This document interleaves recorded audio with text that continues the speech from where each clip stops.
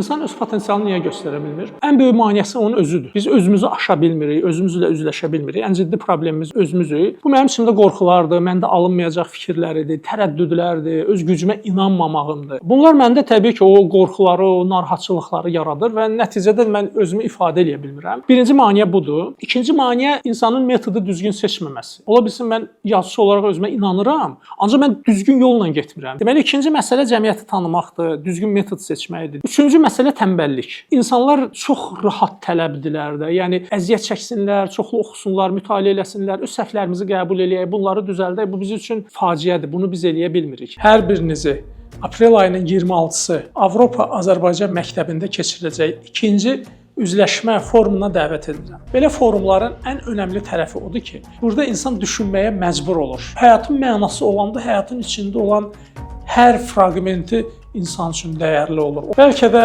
axtardığınız sualların cavabını məhz bu forumda tapacaqsınız. Gəlin bizi düşündürən sualların cavabını bir yerdə tapaq.